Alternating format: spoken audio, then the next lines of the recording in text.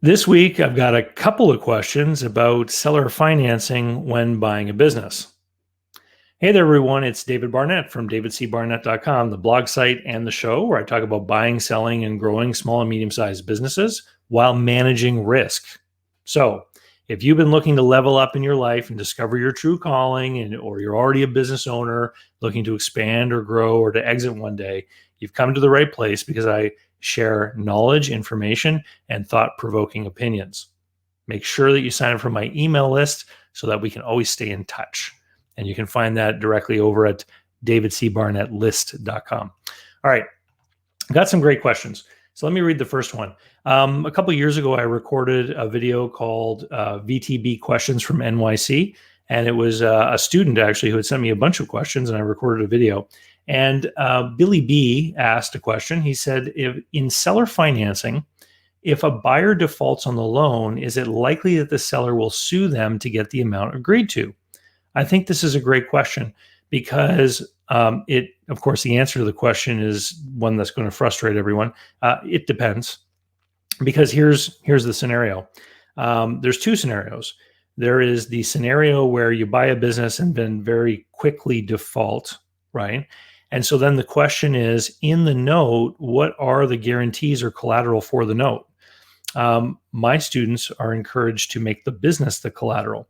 So if you defaulted on the note, if you couldn't make the seller finance payments, and then you surrendered the business back to the seller, then they've got the collateral back. They've got the business back. So then the question would be, did you also personally guarantee the note, right? And so, and again, I'll point out I'm not an attorney, so you should have this kind of conversation with your attorney in discussing scenarios about the risks of buying a business. But if there was a personal guarantee on that note, then that would, in my mind, open the door to the seller wanting to sue you. Now let's talk reality. If you took all of your savings and you put it into a business deal and you borrowed money from a bank or took over some leases, and you also borrowed money from a seller, and you somehow got into a position where you are not able to make payments, my guess is you don't have a whole lot of money left over. So very few people and their attorneys are anxious to spend money suing someone who's broke. So you can stew on that. But so basically I tell people you have to negotiate a personal guarantee.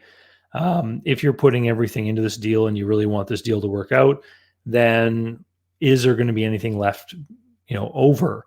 So if you're a multimillionaire and you're doing a deal for a couple $100,000, then it's going to be a more concern to you than if you are putting most of your money into a deal. And in reality, the failure doesn't happen right away. It usually takes some amount of time. So let's fast forward to that scenario. So let's say you buy a business and you put money into it and you take on a bank loan and you also have a seller financing note.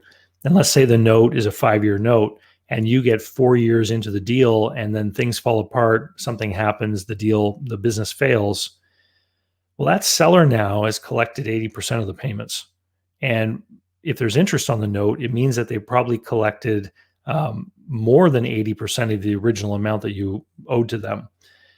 And so those sellers are going to have to think long and hard about whether it makes sense. They're going to have to evaluate whether you have anything to go after.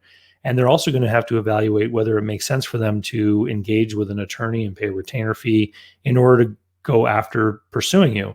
Because if you only owe them like 30 or 40 grand and the lawyer is going to want maybe 10 grand as a retainer, then very quickly you see that it doesn't make a lot of sense for someone to do that. And so these are the practical considerations. And if you want to play a game of trying to understand someone else's point of view, create these different scenarios and calculate with Excel or a calculator how much would be owed at different points, and kind of think to yourself, if I were them, what would I do in that position? So a seller that sells a business and the buyer uses their own money, a bank loan, and a seller note, well, the buyer's down payment and all the money borrowed from the bank end up with the seller on closing day. So often that's the majority of the money. And then every month that goes by, the exposure to the note is reduced for the seller. And so I've had circumstances before where people have just walked away from unpaid balances because they got enough money and they didn't feel it was worth their effort to try to chase whatever amount was left over. Great question, though. And so then we have another question. This was from Martin S., who was watching the Buy a Business with No Money Guru experience, which I'll link to up here somewhere. And he says, from your experience, what do you see as a healthy leverage deal? How much money would the buyer have to bring to the table? How much seller financing and how much bank financing? This is a great question. So traditionally amongst bankers, they like to see a debt to equity ratio of 3-to-1, which means that the buyer's putting about 25% of the money in. Now, that doesn't necessarily mean that every buyer has to put 25% of the money down to buy a business. Other situations can arise. If you're going to be using an SBA-backed loan, if you're in the United States, then they may require you to put less money down. There's also different scenarios where part of the seller's money might be considered to be equity by the lender.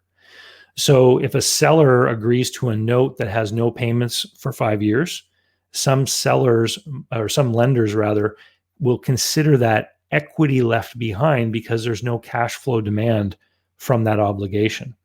And so there's different ways to massage these ratios. But what I feel is the most prudent is for the buyer to put in enough money of their own to meet the requirements of the other lenders, so that they're comfortable with the deal. And that usually means it can't be zero, right? It's got to be some amount of money. As far as the bank goes, I like to look at the tangible asset value. I don't really have a problem borrowing from an institutional lender like a bank for stuff that is real and presents a plan B of sorts. If things don't go well, you can sell the stuff and have money that you can use to pay back the bank. When you sign a loan with a bank, it doesn't matter what happens in the business, you owe the money back to the bank. And so people that get into trouble with business failure, it's often that they're getting into trouble with these bank notes, which is one of the reasons why I created a video a while ago called is 90% seller are 90% SBA financing a good idea, or something like that. Anyway, we'll try to have the floating link here. The seller financing is important to manage risk. And I often say to people, think about what the goodwill component is. So if we're thinking about the tangible asset value with respect to the bank's note, think about the goodwill component with respect to the seller note, because the goodwill of the business is the difference between what you're paying for the business and the value of the tangible assets. That's the airy-fairy hot air portion of the business. The reputation, the fact that people know this business, that they like this business, etc. It is the most fragile asset that you are acquiring when you purchase this business. And if that goodwill is tied more to the owner than to the business's name, it may not fully transfer to you. You may pay for it, and then people might not want to do business with you.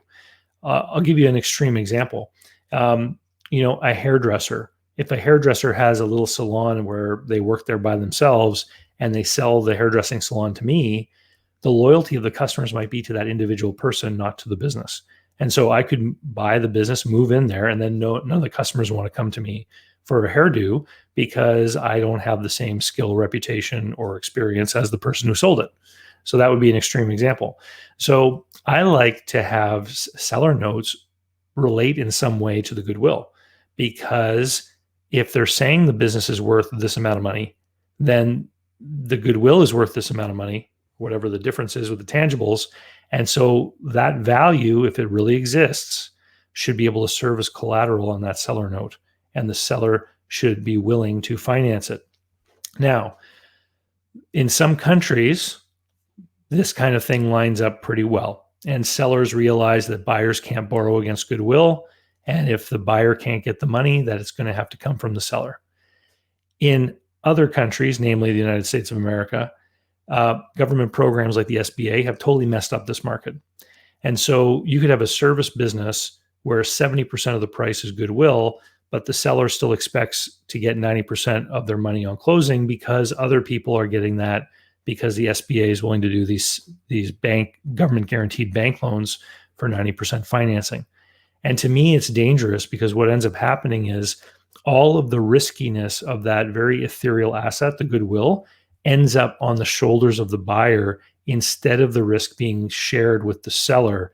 And if a seller builds a business that is a big, beautiful, profitable business with lots of cash flow and has lots of goodwill, as a buyer, you want to make sure that that seller is on board with helping to make sure the goodwill really transfers to you.